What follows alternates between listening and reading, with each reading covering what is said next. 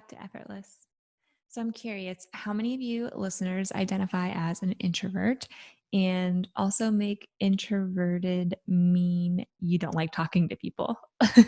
Now, that's not what introversion actually means at all, but I hear this a lot, and I've even thought that about myself at some point, I'm sure.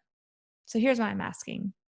A lot of us, and I'm in the guilty party too here, want to create in a vacuum. We want it to go from an idea in our head to highly successful without ever actually involving another person, even though they're the ones who have to buy it.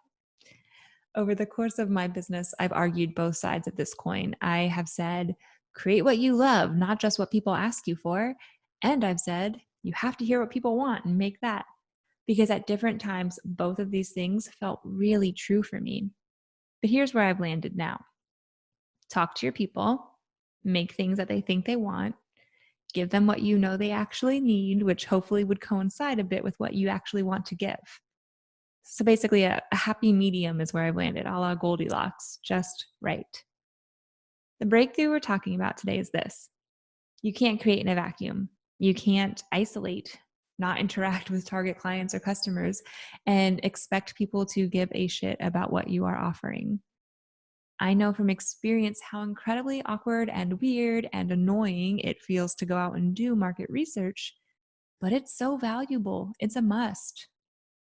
Because think about it, what you want to sell is inherently a bit more advanced than what people know how to even ask for sometimes. You're the expert, right? When you see successful people out there selling courses that seem kind of basic and you feel that judgment isn't saying you're a bad person for having judgment. That judgment is reflecting back to you this belief that you have to sell how to solve world hunger or how to cure cancer in 5 easy steps. When in reality, people want to buy how to organize their pantries or how to drink more water a day in 5 easy steps. But in your vacuum, you don't know that because you're busy creating stuff for you and not for them. Now, I know that this is a tough pill to swallow. I struggled here for a very long time as well. For me, I feel very much like a projector is described in human design. I feel like a guide.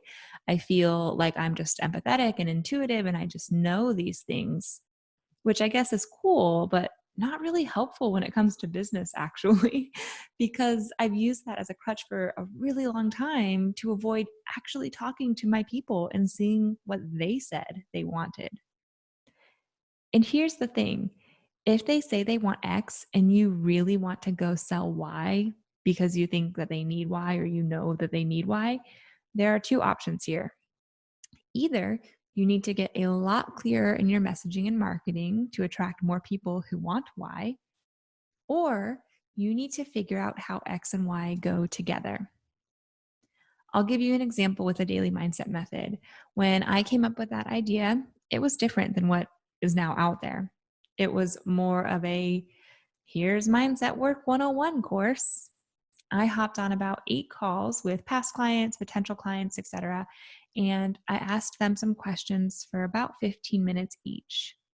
Now, in this exchange, I offered a Starbucks gift card for their time, but to be honest, I think most of them would have said yes without that. If you want to offer some sort of freebie or gift in exchange, like do whatever feels good for you energetically to ask questions of them. Sometimes people will feel like they can't do it without giving something. So if you want to give, a workbook that you have or whatever, feel free to do that. Anyway, on these calls, I learned that what my people said they wanted was actually a way to work on their mindset daily.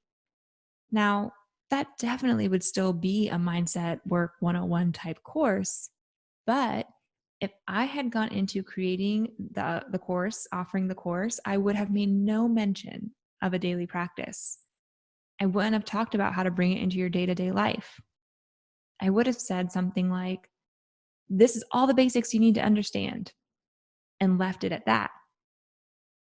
Not, this is all the basics you need to understand, and also here's how to implement it. Here's how to make it a part of your day. And when it came time to sell, that little bit of knowledge really changed everything. I mean, it changed the name of the course, obviously, the promise of the course, obviously, and how I organized the content, what I said on the sales page and emails, and the success that it had with the first launch. So I didn't lose creating what I wanted to create or, what I love talking about. But I also made sure that it was what people were asking me for. Do you see how that could have played out differently if I just continued to create in my own vacuum? It would have been very similar content, but it would not have resonated in the same way and it would not have been as successful. Okay, so let's talk about the shift that needs to happen here. You've got to get out of your vacuum, which I know for a lot of us feels pretty scary. We like our own little creative world where all of our ideas are awesome and we haven't actually made them yet, so nobody can tell us otherwise.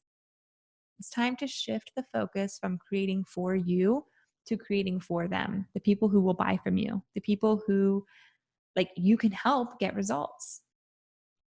If you're only creating offers for you, honestly, you're trying to create offers for people who are exactly like you and exactly where you are at your journey, and that just won't work. How do you teach something that you're currently learning and doing? It has to be something that you've already experienced and worked through, right? I mean, even if you're only one step ahead, you've got to be a little bit further along in that journey. And it's hard for a lot of us to remember what it was like during that part of our journey. So, a real solution here is to talk to those people to see where they say that they're at, to see what they say they're struggling with, to see what they say isn't working out well for them right now. You don't have to make up issues. You can listen and hear the real, actual issues. And then, using your experience and your knowledge, offer a solution. So that's option A. Option B is that you continue to create in a vacuum and you feel frustrated by no sales, no clients, no customers, and wonder why no one seems to get it. That feeling sucks. I know that feeling sucks.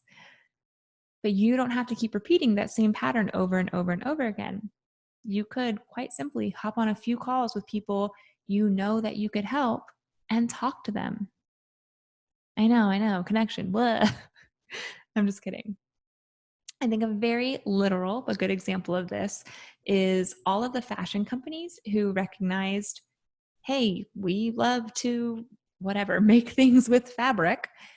Right now, in our current climate in the world, people are not really asking for the latest spring trends. They're asking for face masks. We like to make things. They want us to make these things. Let's do that. Let's make a fashionable face mask. I know this is a heavy topic, but do you see how that's getting outside of their vacuum and creating what people are looking for? Alternatively, they could have said, you know what? No, I know these people need to update their wardrobe. I know it'll help them feel better when they're stuck at home and to clean out their closets, to donate their old clothes, etc. Right? And maybe there is some sort of truth to that, but that's not what their people were actually saying, right? Now, for you, it might not be quite so obvious, but the point here is that they listened to what people were asking for and made it work with what they wanted to offer and create and do. And you can do that too. It takes facing whatever resistance you have towards it. And I know you've had some sort of thought about why you can't do this while listening and moving through those limiting beliefs. Then you can start creating the new pattern and the new belief that you are the type of business owner who creates what people actually need.